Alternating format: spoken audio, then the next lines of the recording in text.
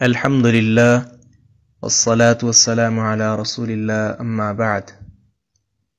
سورہ یوسف آیت نمبر 30۔ بسم اللہ الرحمن الرحیم۔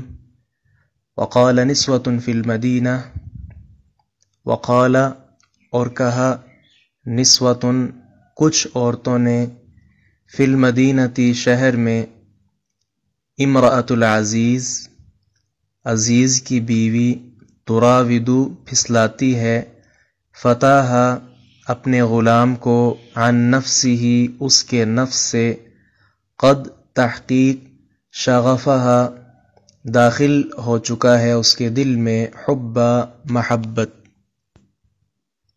انا بے شک ہم، لنراہا یقیناً ہم اسے دیکھتی ہیں، فی ضلال مبین واضح گمراہی میں۔ با محاورہ ترجمہ۔ اور شہر میں کچھ عورتوں نے کہا، عزیز کی بیوی اپنے غلام کو اس کے نفس سے پھسلاتی ہے، بلا شبہ وہ محبت کی روح سے اس کے دل کے اندر داخل ہو چکا ہے، بے شک ہم تو اسے سری غلطی پر دیکھتی ہیں۔ جی، وقال نسوة فی المدینہ، نسوة نساء اور نسوان، یہ ساری کی ساری جمع ہے اور اس کا واحد امرأۃ آتا ہے۔ یہ آپ حیران ہوں گے کہ امرأۃ لفظ اور ہے، جبکہ نسوة نساء اور نسوان اور ہے۔ اب کے باقی ہم دیکھیں، رجل واحد ہے، ایک آدمی، رجال اس کی جمع ہوتی ہے زیادہ آدمی، تو را جیم لام واحد میں بھی ہے اور جمع میں بھی ہے، جبکہ یہاں ایسا نہیں ہے۔ تو اس کا جواب یہی ہے کہ جمع کی کئی صورتیں ہوتی ہیں۔ گرامر میں آپ پڑھتے ہیں کہ جمع حقیقی بھی ہوتی ہے اور جمع غیر حقیقی بھی ہوتی ہے۔ جمع حقیقی وہ ہوتی ہے کہ جو ایک ہی لفظ سے آگے جمع بنے، جیسے رجل سے رجال، اور جمع غیر حقیقی ہوتی ہے کہ لفظ اور ہے، جمع کسی اور لفظ سے آ رہی ہے۔ اب یہاں امرأۃ لفظ ہے، واحد ایک عورت کے لیے امرأۃ بولا جاتا ہے، زیادہ ہوں تو نسوة نساء یا نسوان وغیرہ کا استعمال ہوتا ہے۔ یہی وجہ ہے کہ پیچھے قال آیا ہے، وگرنہ قالت نسوة آنا چاہیے، کیونکہ قال مذکر کے لیے ہوتا ہے اور قالت مؤنث کے لیے ہوتا ہے۔ گرامر میں آپ نے گردان بھی اس کی پڑھی ہوگی، قال قالا، قالو، قالت قالتا، قلنا۔ اب دیکھیں قال یہ مذکر کے لیے ہے، قال، قالو، قالت، قالت جو ہے یہ مؤنث کے لیے، تو مؤنث کے لیے پھر قالت نسوة آنا چاہیے تھا، تو اسی لیے قال آیا کہ نسوة جو جمع ہے وہ حقیقی نہیں ہے بلکہ غیر حقیقی ہے۔ اچھا، یہاں پھر ایک دوسرا سوال یہ پیدا ہوا کہ قرآن میں باقی اکثر جگہ پہ نساء آتا ہے، جیسے سورۃ النساء ہے، نامی سورت کا نساء ہے، یا دیگر کئی مقامات پر نساء کے الفاظ آئے ہیں، یہاں نسوة کیوں بولا گیا ہے؟ اس کا جواب یہ یاد رکھیں، نسوة قرآن مجید میں واقعی صرف 2 مرتبہ ہے، ایک اس آیت میں جو پڑھ رہے ہیں سورہ یوسف آیت نمبر 30، اور دوسرا بھی اسی صورت آیت نمبر 50 کے اندر نسوة کا لفظ بولا گیا ہے۔ باقی ہر جگہ قرآن مجید میں نساء ہی آیا ہے، اور یہ نسوة پھر کیوں بولا گیا ہے؟ اس کا جواب یہ ہے کہ جمع جو ہوتی ہے گرامر کے اعتبار سے ہم دیکھیں تو اس کی کئی قسمیں ہوتی ہیں، کئی اعتبار سے قسمیں ہوتی ہیں۔ پہلی ہم نے ابھی جو پڑھی کہ جمع حقیقی ہوتی ہے، جمع غیر حقیقی ہوتی ہے۔ دوسری قسم کی جمع کی تقسیم کیا ہوتی ہے؟ جمع قلت یا جمع کثرت۔ ایک ہے کہ ہمارے گھر کے اندر بہت زیادہ افراد آئے، ایک ہے ہمارے گھر کے اندر افراد آئے۔ اب بہت زیادہ افراد وہ ہم سمجھیں گے یار کم از کم وہ 20 25 30 تک افراد تو ہوں گے، لیکن اگر کہیں کہ ہمارے گھر مہمان آئے تو وہ ہو سکتا ہے کہ شاید کوئی 10 تک ہوں، ایک ہے ہمارے گھر کچھ مہمان آئے۔ اس اعتبار سے عرب نے جمع کی تقسیم کی ہے، کچھ کو کہتے ہیں جمع قلت اور کچھ کیا ہوتی ہے جمع کثرت. جمع قلت جو ہوتی ہے نا اس کے کئی اوزان آپ گرامر میں پڑھیں گے. تو جمع قلت جو ہوتی وہ 3 سے لے کر 10 تک استعمال ہوتی ہے. یعنی نسوتن جو یہاں بولا گیا ہے اس سے آپ یہ سمجھ لیں کہ جو عورتیں شہر میں یعنی جو اکٹھی کی گئی ہیں 10 سے زیادہ نہ تھیں، اس لیے نسوتن بولا گیا. اور اسی طرح جو آیت نمبر 50 میں نسوتن وہ بھی ایسے ہے. اس کے علاوہ باقی چونکہ حکم خواتین کے لیے ایک ہے لہذا نساء کا جو لفظ ہے 10 سے زیادہ، وہ 100 تک بولا جائے، 1000 تک بولا جائے، لاکھ تک، کروڑ تک، یا اس سے بھی آگے، اس کے لیے نساء کا لفظ استعمال ہوگا. تو یہ آپ نے فرق جو ہے یاد رکھنا ہے نسوتن اور نساء کا. نسوتن جمع قلت ہے، 3 سے لے کر 10 تک بولی جاتی ہے. باقی جو نساء ہے یہ جمع کثرت ہے، 10 سے لے کر آگے انتہا تک، گنتی کی انتہا تک اس کا استعمال ہوتا ہے. تو نسوتن سے پتہ چلتا ہے کہ عزیز مصر کی جو بیوی ہے اس نے شہر کی ساری خواتین کو جمع نہیں کر لیا تھا، بلکہ جو خاص خواتین تھیں مجلس کے اندر انہیں دعوت دی تھی. جی شغفہا، شغف جو ہے نا، شغاف، یہ دل کے پردے کو کہتے ہیں. تو اس کا مطلب پھر کیا بن جائے گا؟ یعنی دل کے پردے کے اندر داخل ہو گیا تھا، دلی محبت جسے آپ کہہ لیں. اور کچھ نے شغاف کا مطلب کیا ہے دل کا مرکز.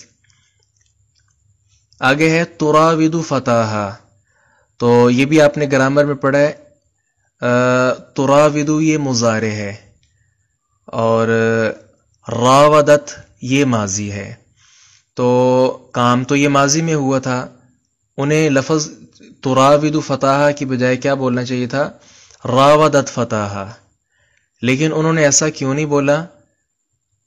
راودت صرف ماضی میں ہوتا ہے کہ یہ کام ہوا ہے، جبکہ مضارع جو ہے یہ بتاتا ہے کہ یہ کام ابھی بھی ہو رہا ہے اور آئندہ بھی ہوگا.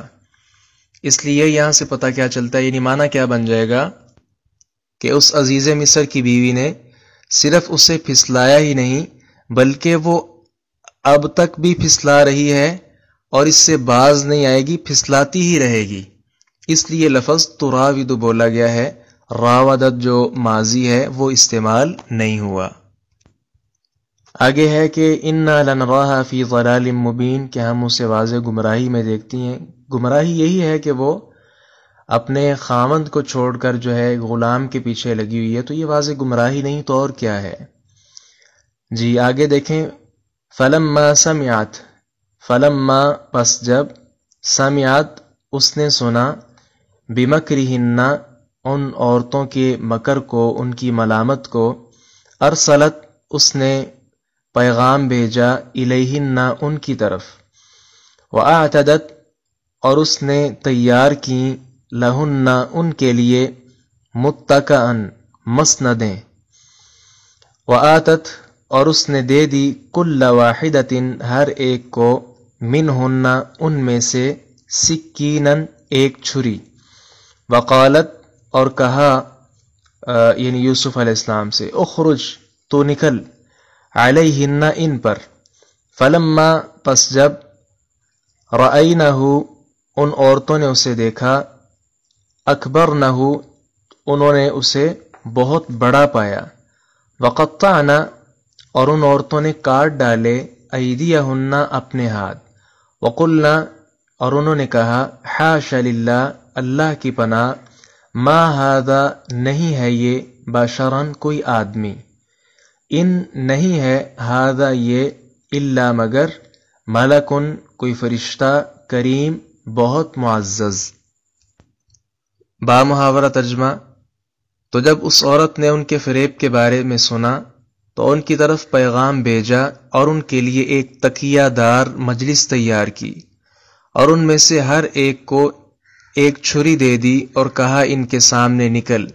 پھر جب انہوں نے اسے دیکھا تو اسے بہت بڑا پایا اور انہوں نے اپنے ہاتھ بری طرح کاٹ ڈالے اور کہا، اللہ کی پناہ یہ کوئی آدمی نہیں ہے، یہ نہیں ہے مگر کوئی نہایت معزز فرشتہ. فلما سمعت بمکرہن ارسلت الیہن.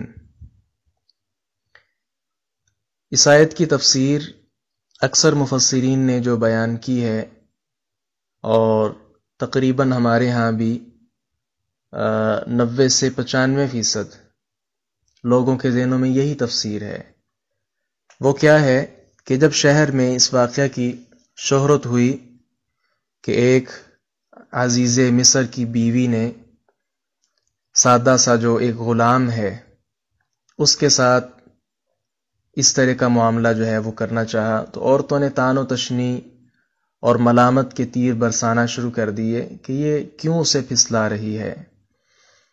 عزیز مصر کی بیوی نے جب یہ ان کی ملامت سنی تو ان کو دعوت دی کہ تم بھی آؤ اور آ کر دیکھو۔ جو خاص خواتین تھیں انہیں اپنے گھر میں دعوت دی، مسندیں لگائیں، اور اس پر پھر جو ہے ان کے ہاتھوں میں چھڑیاں پکڑا دیں۔ چھری پکڑانے کے ساتھ گوشت اور پھل اور اس طرح کی چیزیں رکھ دیں۔ یوسف علیہ السلام سے کہا کہ آؤ ذرا نکلو۔ انہوں نے یوسف علیہ السلام کے حسن کو دیکھا تو وہ بے خود ہو گئیں، اور خیال ہی نہ آیا انہیں کہ ہم پھل کاٹ رہی ہیں یا اپنا ہاتھ کاٹ رہی ہیں۔ قطعانہ جو ہے اس کا مطلب یہ بھی یاد رکھیے کہ قطعانہ باب تفعیل سے ہے نا، مبالغہ، یعنی خوب اچھے طریقے کے ساتھ کسی چیز کو کاٹنا۔ تو عام تفاسیر میں تو یہی لکھا ہے، اور مفسرین کی زبان سے بھی آج تک تقریباً یہی سنا گیا ہے۔ مگر دیکھا جائے قرآن مجید کی آیت کو غور کے ساتھ تو پتہ چلتا ہے کہ واقعہ در حقیقت کچھ اور ہے۔ یہ تفسیر جو بیان کی گئی ہے یہ درست نہیں ہے، اس لیے کہ پہلی بات یاد رکھیں، یوسف علیہ السلام جب بچے تھے اس وقت گھر آئے تھے عزیز مصر کی بیوی کے،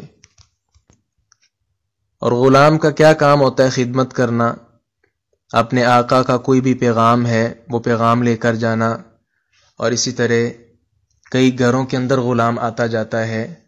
تو یہ ممکن ہی نہیں ایسی تفسیر کہ ان خواتین نے پہلی مرتبہ دیکھا ہو، یہ ہو ہی نہیں سکتا۔ کیوں؟ اس لیے کہ عزیز مصر کی جو بیوی ہے اپنی قریب ترین سہیلیوں کو یوسف علیہ السلام اس نے دکھائے ہی نہ ہوں، یہ ہو نہیں سکتا، کیونکہ خادم کا کام ہوتا ہے گھروں میں جانا، کام کاج کرنا، ایک پیغام لے کر جانا، وہاں سے کوئی چیز لے کر آنا۔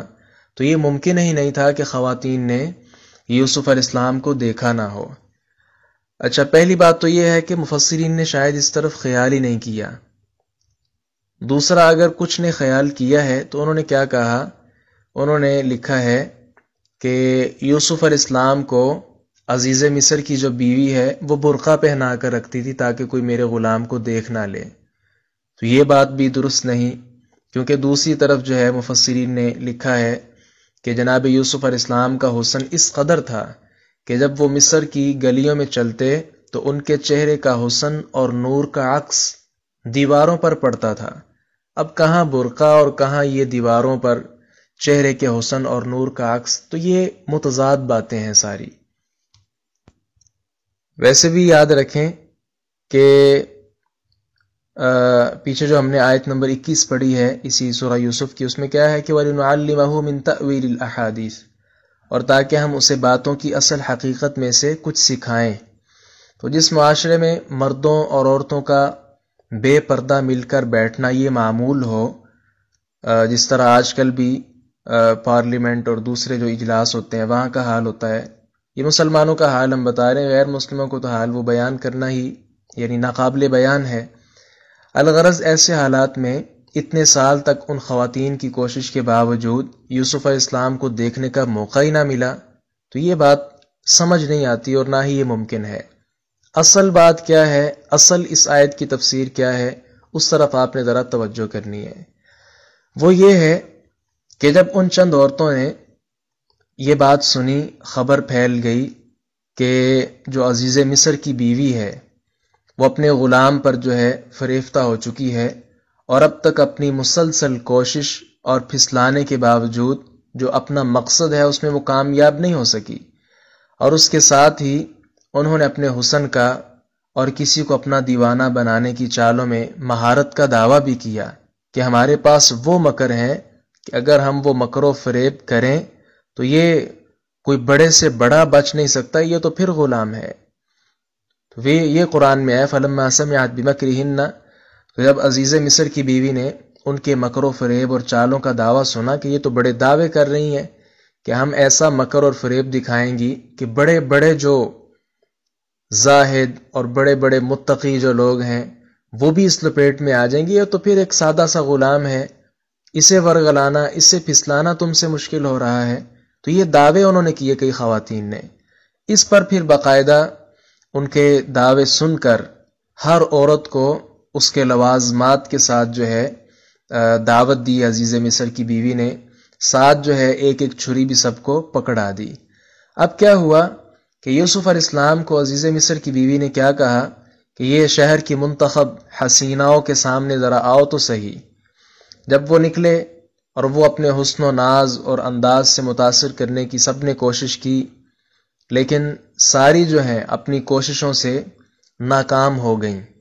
اور یہ آپ جانتے ہیں شروع سے اب تک یہ حربہ موجود ہے، آپ نے بھی دیکھا ہوگا کہ یہ جو عشق معشوقی ہوتی ہے نا، اس کا بالآخر نتیجہ کیا ہوتا ہے؟ خودکشی۔ یعنی اگر آپ نے مجھے اپنا دل نہ دیا تو میں دل ہی باہر نکال دوں گا۔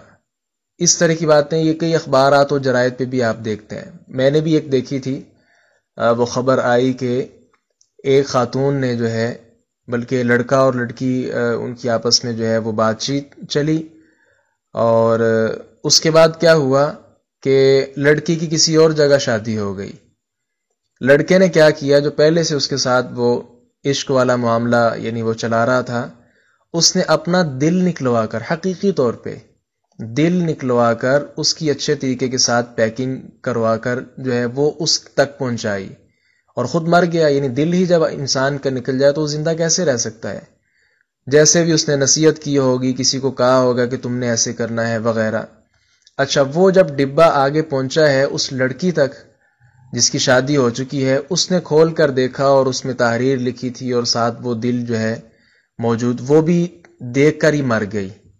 تو یہ ایک واقعہ میں نے آپ کے سامنے رکھا ہے، ہزاروں واقعات آپ کے سامنے ہوتے ہیں، آپ بھی اس چیز سے واقف ہیں۔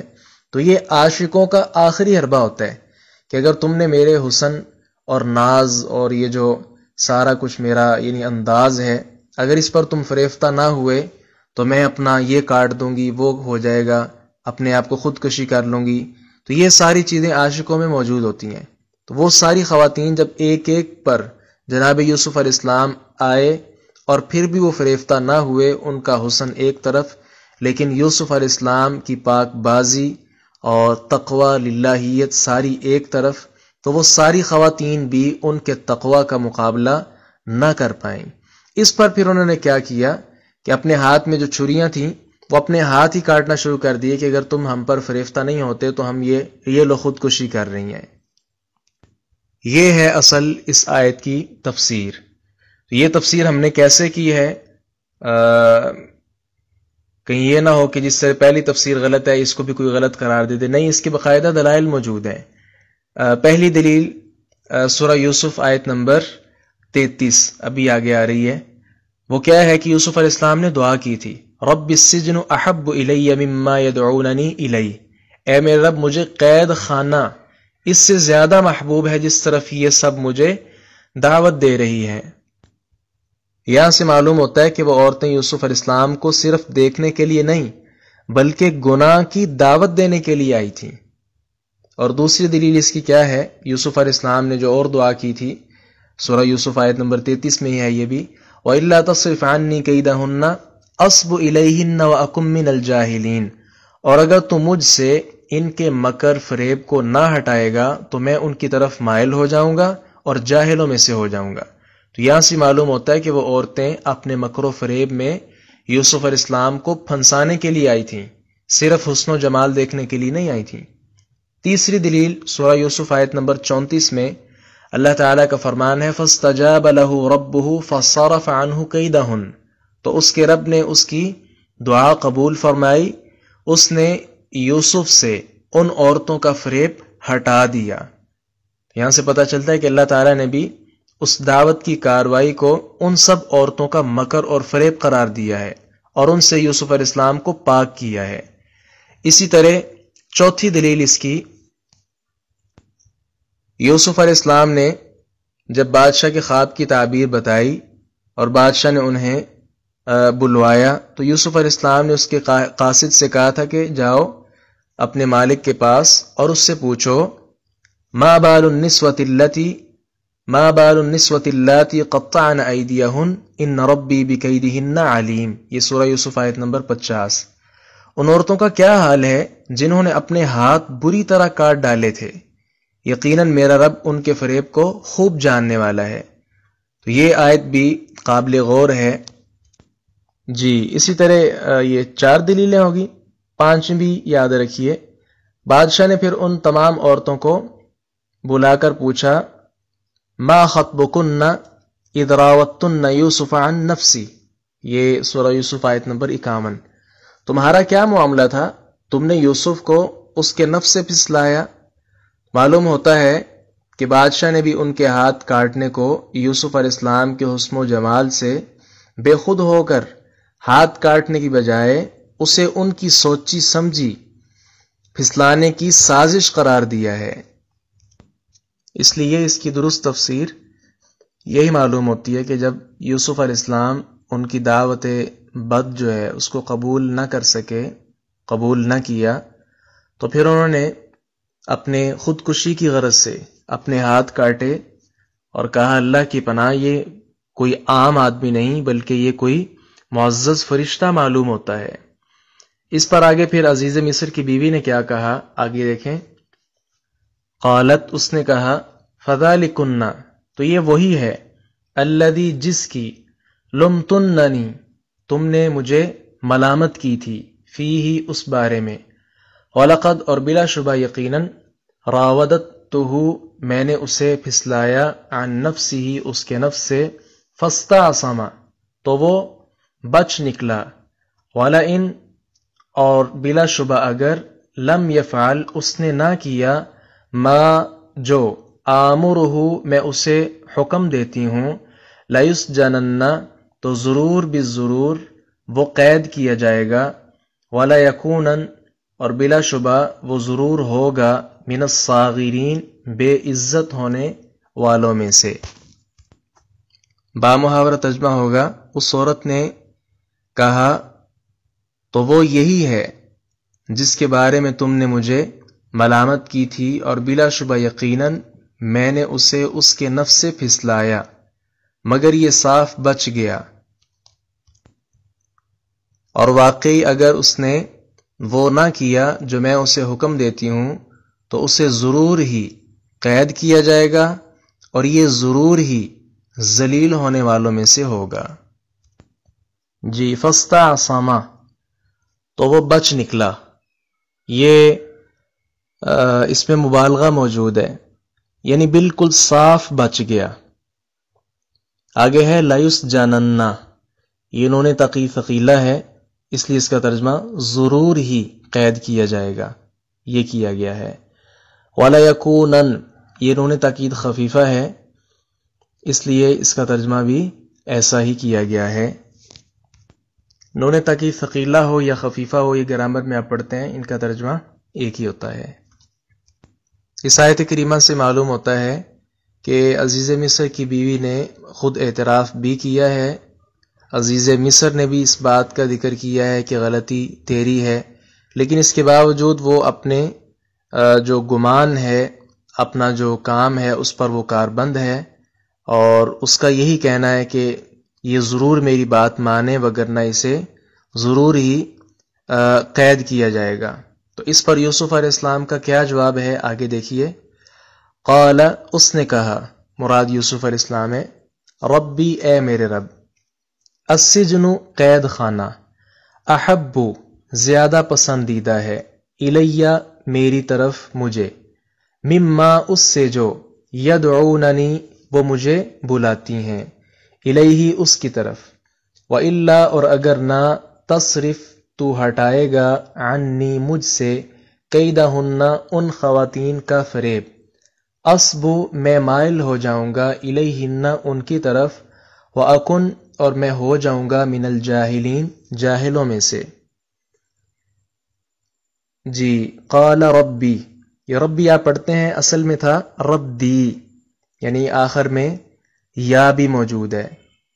اس سے پہلے اس کا اصل کیا تھا؟ یا ربی، اے میرے رب. تو شروع سے یا اور الف، یا ربی، یا کو بھی گرا دیا، اور آخر سے رب کے آخر میں جو یا تھی ربی، اسے بھی گرا دیا تاکہ پڑھنے میں آسانی ہو. تو قال یا ربی اصل میں تھا. آگے السجن پڑھنے میں دشواری ہے، یا کو بھی مٹا دیا، اور رب کے آخر میں جو یا ہے اس کو بھی مٹا دیا تاکہ پڑھنے میں آسانی ہو. قال رب السجن، یہ پڑھنے میں آسانی ہے. اللہ اکبر. یہ یوسف علیہ السلام کے لیے سخت امتحان کا وقت تھا. ایک طرف جو ہے معصیت ہے، اللہ تعالیٰ کی نافرمانی ہے، دوسری طرف جو ہے وہ بھی مصیبت ہے بہت بڑی، یعنی قید کے اندر مبتلا ہونا، یہ بھی مصیبت ہے. جو اللہ تعالیٰ کے خاص بندے ہوتے ہیں نا، وہ کبھی بھی اللہ تعالیٰ کی نافرمانی کو ترجیح نہیں دیتے، مصیبتیں مشقتیں برداشت کر لیتے ہیں. یہی انبیاء کا شیوا اور نیک لوگوں کا شیوا ہوتا ہے.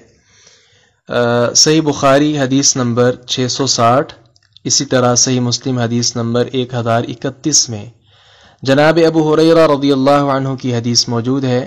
فرماتے ہیں کہ رسول اللہ صلی اللہ علیہ وسلم نے ارشاد فرمایا، سبعۃ یظلھم اللہ فی ظلہ یوم لا ظل الا ظلہ.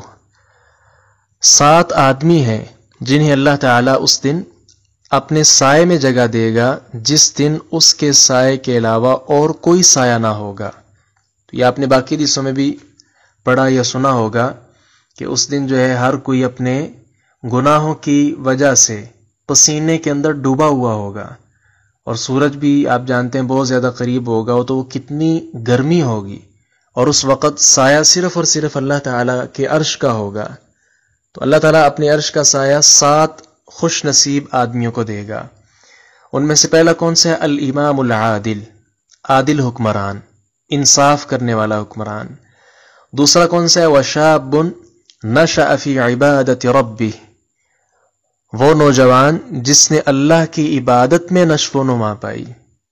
اور تیسرا کون سا ہے؟ ورجل قلبہ معلق فی المساجد، وہ آدمی جس کا دل مسجدوں سے اٹکا ہوا ہو، ایک نماز پڑھی یا دوسری کا انتظار، یعنی مسجد کے ساتھ اس کا دل ہے. چوتھا آدمی کون سا ہے؟ اور پانچواں ورجلان تحابا فی اللہ. جی چوتھا آدمی ورجلان تحابا فی اللہ اجتمعا علی ذلک وتفرقا علیہ، 2 وہ آدمی جو آپس میں اللہ کے لیے محبت کرتے ہیں، اللہ کے لیے جمع ہوتے ہیں اور اللہ کے لیے ہی جدا ہوتے ہیں. یعنی محبت کرنی ہے تو بھی اللہ کے لیے، بغض رکھنا ہے تو بھی اللہ. اسی طرح پانچواں کون سا آدمی ہے؟ ورجل طلبته امرأة ذات منصب وجمال فقال انی اخاف اللہ. پانچواں وہ آدمی ہے جسے کسی اثر و رسوخ اور حسن و جمال والی عورت نے اپنی طرف بلایا مگر اس نے کہا میں اللہ سے ڈرتا ہوں. چھٹا وہ آدمی ورجل تصدق اخفى حتى لا تعلم شماله ما تنفق يمينه. چھٹا وہ آدمی ہے کہ جو صدقہ کرتا ہے اور اس قدر چھپا کر صدقہ کرتا ہے یہاں تک کہ اس کے بائیں ہاتھ کو خبر بھی نہیں ہوتی کہ دائیں ہاتھ نے کیا خرچ کیا ہے. ساتواں وہ خوش نصیب ہے ورجل ذکر اللہ خالیا ففاضت عیناہ. ساتواں وہ آدمی ہے جس نے تنہائی میں اللہ کو یاد کیا تو اس کی آنکھوں سے آنسو بہہ پڑے.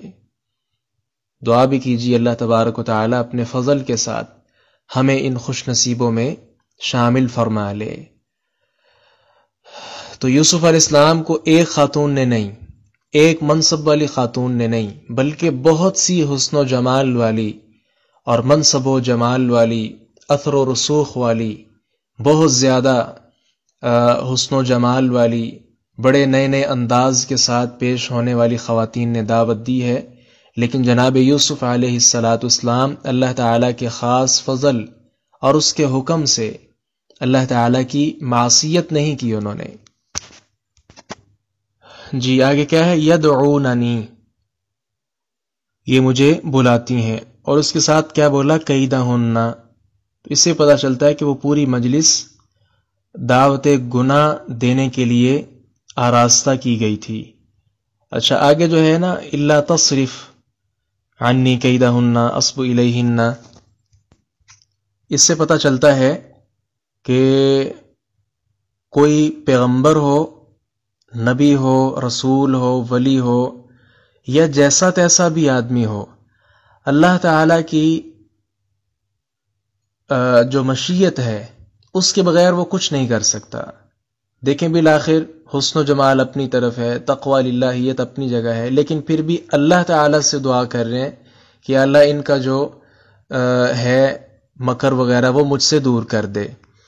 دوسری بات یہاں سے یہ سمجھ آتی ہے کہ خصوصاً جو عورتوں کا فتنہ ہے اس سے بچنا نہایت مشکل ہے، اس لیے ایسے جو فتنے ہیں ان کے لیے خصوصی طور پہ، جس طرح باقی فتنوں کے لیے ہم اللہ سے دعا کرتے ہیں، تو خواتین کا جو فتنہ ہے خصوصی طور پہ ان سے بھی اللہ تعالیٰ کی جو پناہ ہے وہ مانگنی چاہیے۔ چنانچہ یوسف علیہ السلام نے جب یہ اللہ تعالیٰ کی بارگاہ میں دعا کی ہے، اس کا جواب پھر آگے سے کیا آیا؟ آگے دیکھیں، فاستجاب، چنانچہ اس نے قبول کر لی، فاستجاب چنانچہ قبول کر لی، لہو اس کی، ربہ اس کے رب نے، فصرف پس ہٹا دیا، پھیر دیا، عنہ اس سے، کیدہن ان عورتوں کا مکر اور ان کا فریب، انہ بے شک وہ، ہوا وہی، السمیع خوب سننے والا، العلیم سب کچھ جاننے والا ہے۔ تو اس کے رب نے اس کی دعا قبول کی، پس اس سے ان عورتوں کا فریب ہٹا دیا، بے شک وہی سب کچھ سننے والا، سب کچھ جاننے والا ہے۔ معلوم ہوا کہ اللہ تعالی نے یوسف علیہ السلام کی دعا قبول کر کے ان سب عورتوں کا مکر و فریب یوسف علیہ السلام سے ہٹا دیا، اور اس کے بعد کوئی واقعہ ایسا پیش نہیں آیا کہ کسی عورت نے انہیں پھسلانے کی کوشش کی ہو۔ یہاں سے یہ بھی پتہ چلتا ہے کہ یوسف علیہ السلام کے جمال پر نبوت کا جو رعب ہے، نبوت کا جو دبدبہ ہے، نبوت کی جو ہیبت ہے، اللہ تعالی نے اس کی زیرہ ڈال دی، جیسا کہ ہمارے پیارے پیغمبر جناب محمد الرسول اللہ صلی اللہ علیہ وسلم کو کبھی بھی کسی عورت نے ایسی دعوت نہیں دی، بلکہ اس عورت کے اندر ایسی دعوت دینے کی جرت ہی پیدا نہیں ہوئی، حالانکہ آپ صلی اللہ علیہ وسلم کے حسن و جمال اس کا تو اندازہ ہی نہیں کیا جا سکتا۔ آگے فرمایا، ثم بدا لهم من بعد ما رأوا الآیات، ثم پھر، بدا ظاہر ہوا، لہم ان کے لیے، من بعد ما اس کے بعد کے، رأوا انہوں نے دیکھ لیں، الآیات کئی نشانیاں، لیسجننہ کہ ضرور بالضرور وہ قید کریں گے اسے، حتی حین ایک وقت تک۔ پھر اس کے بعد وہ کئی نشانیاں دیکھ چکے، ان کے سامنے یہ بات آئی کہ اسے ایک وقت تک ضرور ہی قید کر دیں۔ جی تو یہ شہر میں جب اس واقعہ کا چرچہ ہو گیا کہ عزیز مصر کی بیوی کی محبت میں دیوانگی اور یوسف علیہ السلام کی پاک دامنی پر استقامت، جب یہ شہرت پھیل چکی پورے شہر کے اندر، تو اس وقت جو وہاں کوئی سمجھدار لوگ ہوں گے انہوں نے یہ طے کیا کہ یوسف علیہ السلام کو ہر صورت کچھ وقت کے لیے جو ہے قید خانے میں ڈال دیا جائے۔ اس کے کئی فوائد ہوں گے، ایک تو یہ ہے کہ ایک ہی گھر میں ان کا رہنا ہے تو آپس میں جو میل ملاقات ہے وہ ختم ہو جائے، اور دوسرا جو اس خاتون کی بے غیرتی اور دیوسی جو ہے وہ بھی، اس کا جو چرچہ عام ہو چکا ہے وہ بھی ختم ہو جائے، اس لیے یوسف علیہ السلام کو مناسب سمجھا گیا کہ انہیں قید میں ڈالا جائے۔ دوسری بات یہاں سے